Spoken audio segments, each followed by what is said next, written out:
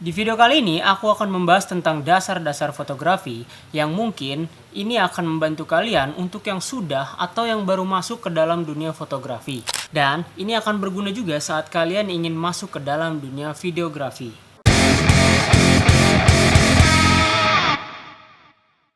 Sebelumnya kita harus tahu fotografi terlebih dahulu.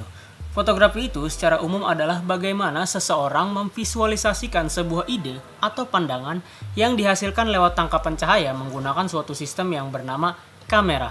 Atau istilah yang sering disebut adalah melukis dengan cahaya. Di zaman sekarang, kamera itu udah banyak banget fitur-fitur yang mempermudah penggunaannya, mulai dari auto ISO, auto shutter, dan auto diafragma. Tapi yang namanya elektronik ini tetap nggak bisa sesuai dengan apa yang kita pengen atau yang kita mau. Nah, karena secara otomatis kamera itu akan menyesuaikan apa yang dia deteksi yang ada di hadapannya. Lalu gimana biar sesuai ekspektasi kita, Bang? Nah, ini yang akan kita bahas. Segitiga exposure. Ini adalah bagaimana cara kita memahami cara kerja kamera kita agar bisa disesuaikan di berbagai kondisi.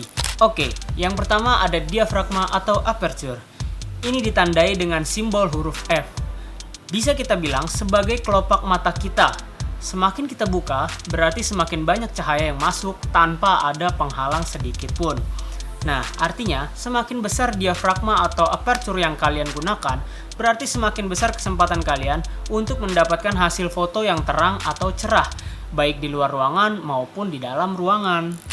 Nah, lensa dengan aperture besar dan harga terjangkau di pasaran itu ada di lensa fix 50mm, yakni dengan bukaan f1.8.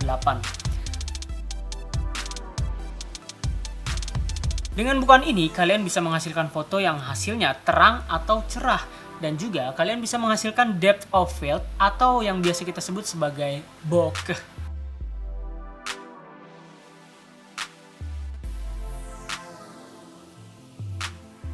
Apabila objek atau subjek yang ingin difoto lebih dekat dengan kamera dan sedangkan latar belakang atau background yang ingin difoto adalah jauh dengan subjek atau objek yang kita foto.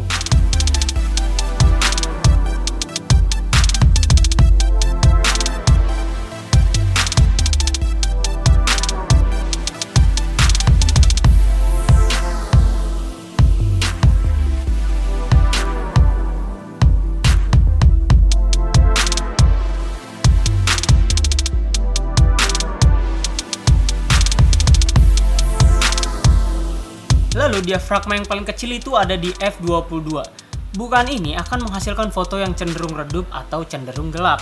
Tapi ini akan semakin memfokuskan subjek atau objek yang ada di hadapan lensa, mau yang dekat ataupun yang jauh sekalipun. Nah, jangan salah artiin ya, semakin kecil angka diafragma, maka akan semakin banyak cahaya yang masuk. Nah, sebaliknya, kalau semakin besar angka diafragma atau aperture-nya, itu berarti semakin kecil celah untuk cahaya yang akan masuk. Selanjutnya ada shutter speed. Ini ditandai dengan tulisan 1/100, 1/250, atau 1/500. Shutter speed ini adalah kecepatan menangkap cahaya. Jika diibaratkan ini kelopak mata kita, ini adalah seberapa cepat kalian berkedip. Atau jika diibaratkan ini sebuah selang, maka ini adalah kerannya. Semakin kita pelan menutupnya, semakin lama berhentinya air untuk turun.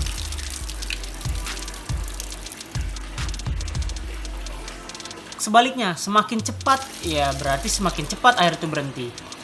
Nah, kalau kalian foto dengan shutter lambat, pasti akan menghasilkan efek blur atau motion blur pada subjek yang bergerak.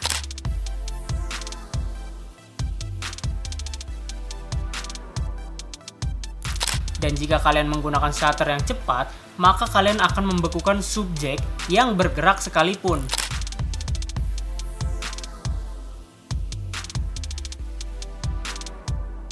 Nah, untuk shutter yang paling lambat ada di 30 detik, sedangkan yang paling cepat ada di 1/8000. Untuk kategori shutter yang paling cepat itu dimulai dari 1/100 sampai 1/8000. Namun di beberapa kamera ada yang hanya sampai 1/4000. Sedangkan untuk kategori shutter lambat itu dimulai dari 1/80 ke bawah sampai 30 detik. Berikutnya ada ISO. ISO ini kalau diibaratkan kalian di dalam ruangan atau di dalam kamar yang lampunya menyala, lalu tiba-tiba kalian matikan lampunya, pasti mata kalian akan menyesuaikan keadaan sekitar. Artinya, ISO ini akan menambahkan sensitivitas sensor terhadap cahaya sekecil apapun.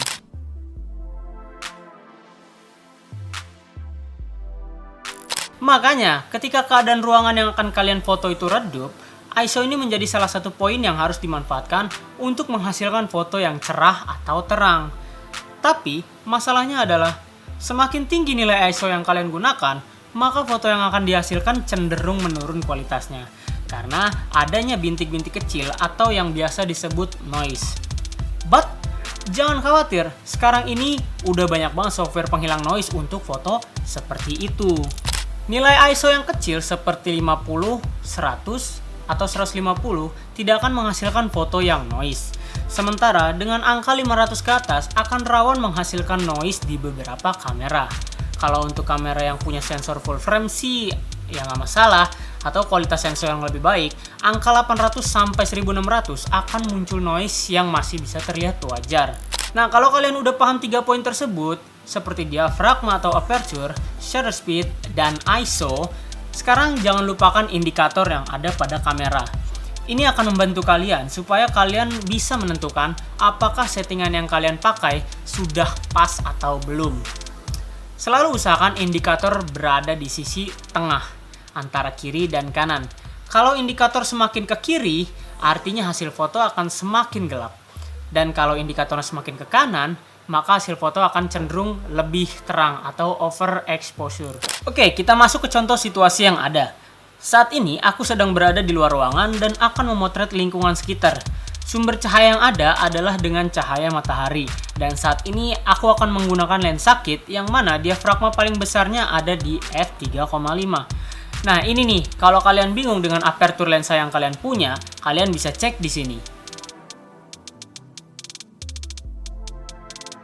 Jika bukan lensa sudah maksimal di f3,5, maka yang tinggal disesuaikan adalah shutternya saja, menjadi 1/2500-an, atau sesuai dengan kondisi yang ada. Dan jangan lupa, jika kalian berada di luar ruangan, kalian harus menggunakan ISO paling rendah, yaitu dinilai 100. Dan beginilah hasilnya.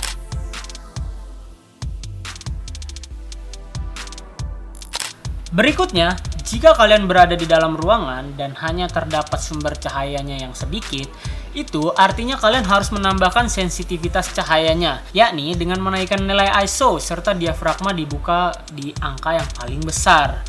Untuk shutter speed, kalian bisa setting di bawah 1/80. Dengan konsekuensi, kalian akan mendapatkan motion blur pada subjek yang bergerak. Kalau kalian ragu hasilnya akan gelap, maka kalian bisa menggunakan fitur yang ada di dalam kamera, yaitu dengan flash internal atau kalian bisa beli flash eksternal yang dijual di pasaran.